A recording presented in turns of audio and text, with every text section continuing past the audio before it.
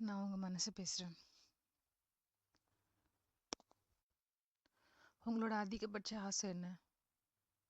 காலையில எழுந்து டிஃபன் செய்யறதும், மதியம் லஞ்ச் செய்யறதும், வீட்டை பெருக்கி துணி துவைச்சு காய வச்சு வீட்டு வேலையை முடிச்சுட்டு மறுபடியும் பசங்களுக்கு டிஃபன் செஞ்சு வைக்கிறதும், புருஷனுக்கு பிடிச்ச மாதிரி சாப்பாடு செஞ்சு வைக்கிறதும் மட்டும்தானா? வேற எதுவும் இல்லையா? பெண் சுதந்திரத்தை பத்தி பேசுறாங்க மணிக்கணக்குல. ஆனா ஒரு பெண் சுதந்திரமா இருக்காளா?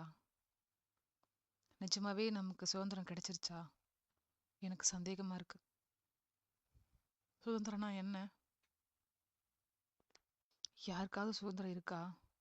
அப்படி நான் சுதந்திரமா தான் இருக்கேன் அப்படின்ற பொண்ணுங்க சொல்லுங்க பாப்போம். சுதந்திரத்துக்கு அர்த்தம் தெரியாம இன்னும் வாழ்ந்துக்கிட்டு செத்துக்கிட்டு இருக்கோம். என்ன, ஒரு பொண்ணு இப்படிதான் நிக்கணும், இப்படிதான் உட்காரணும், இந்த மாதிரி தான் ட்ரெஸ் பண்ணணும், இப்படிதான் இருக்கணும், இந்த மாதிரி தான் பேசணும், இந்த மாதிரி தான் நடந்துக்கணும்னு சொல்லி ரூல்ஸ் அண்ட் ரெகுலேஷன் எல்லாம் போட்டிருக்காங்களே. ஒரு பையன் எப்படி இருக்கணும்னு யாராவது ரூல்ஸ் அண்ட் ரெகுலேஷன் போட்டிருக்காங்களா?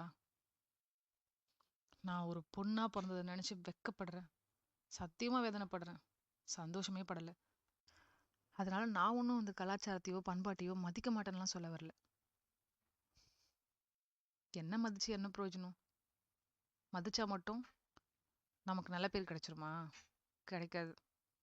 அவங்க சொல்ற வேலையெல்லாம் செஞ்சுக்கிட்டு, அவங்களுக்கு பணிவிட மட்டும் செஞ்சுக்கிட்டு, ஆ, அவங்க கேட்குற தலையாட்டி பொம்மை மாதிரி இருந்தா கூட நமக்கு ப்ரையாரிட்டி கிடைக்காது.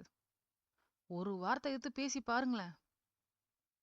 அவ கேரக்டர் சரியில்லை, அவ பிஹேவியர் சரியில்லை, அவ பொண்ணே கிடையாது, இங்க பார்த்தேன் அங்க பார்த்தேன், இவன் கூட சுத்திட்டு இருந்தா அவன் கூட சுத்திட்டு இருந்தான்னு ஆயிரத்தெட்டு நம்ம மேல பழி போடுறதுக்கு ரெட்டியா இருக்காங்க.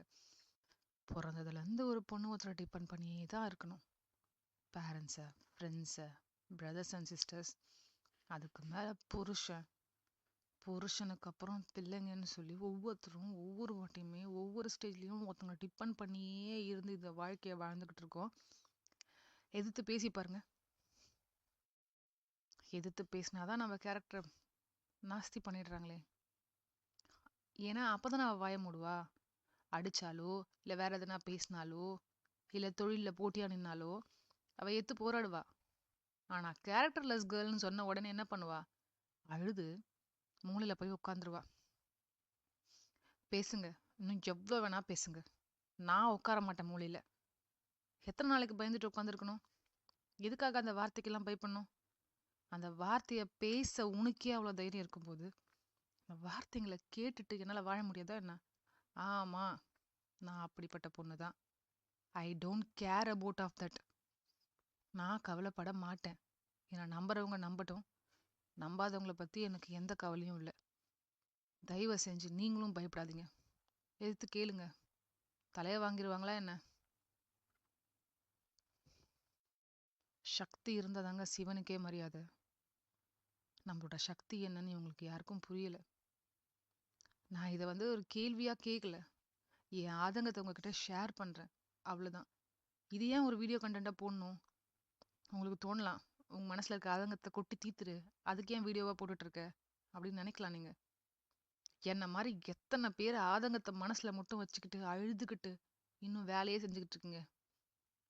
உங்க ஆதங்கத்தை வெளிப்படுத்துங்க, கேளுங்க, பேசுங்க, மூலையில மட்டும் உட்காராதீங்க. நீங்க கேரக்டர்லெஸ்ஸா கூட மத்தவங்க கண்ணுக்கு படலாம், பரவாயில்ல. உங்களுக்கு நீங்க உண்மையா இருக்கீங்கன்னு உங்களுக்கு தெரிஞ்சா போதும். உங்க மனசு சுத்தமா இருக்குன்னு உங்களுக்கு தெரிஞ்சா போதும். யார்கிட்டயும் போயிட்டு சர்டிபிகேட் வாங்கிட்டு போயிட்டுலாம் காட்ட தேவையில்ல. தயவு செஞ்சு போல்டா இருங்க. அழாதீங்க.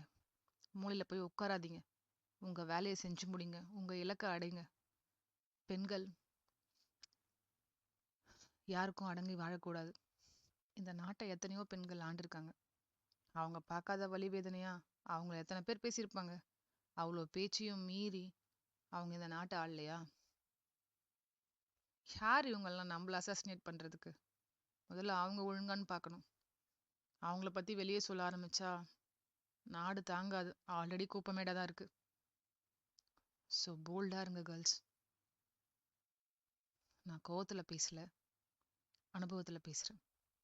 Please bold yourself. நீங்க எந்த அளவுக்கு போல்டா இருக்கீங்களோ, உங்க ஜெனரேஷன் உங்கள பார்த்து கத்துப்பாங்க. நீங்க பயந்த சுபாவமா இருந்து, எல்லாத்துக்கும் பயந்துகிட்டு, யார் என்ன சொல்லுவாங்களோன்னு பார்த்து பார்த்து பார்த்து பார்த்து அழுது அழுது மூலையில உடங்கி போனீங்கன்னா, உங்க பசங்களும் அதே மாரி தான் இருப்பாங்க. சொல்லிக் குடுத்து வளங்க. நாக்குல நரம்பு இல்லாத 4 பேர் பேசதான் செய்வாங்க. அப்படி பேசினாலும் நீ தொடச்சிட்டு போம்மா. உனக்கு உன்னை பத்தி புரிஞ்சா போதும்னு சொல்லி வளங்க. ஒருவேளை உங்க வீட்ல ஆம்பளை பையன் இருந்தா, எந்த பொண்ணையும் அழ வைக்காதன்னு சொல்லி வளங்க. உங்க வீட்ல பொண்ணு இருந்தா, ஆம்பளைங்களுக்கு பயப்பட வேணாம்னு சொல்லி வளங்க. நானும் என் பசங்களுக்கு கண்டிப்பா சொல்லி வளர்ப்பேன்.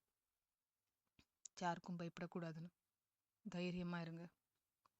வெற்றி நமக்கே. உங்க இலக்கை நோக்கி கண்டிப்பா போங்க.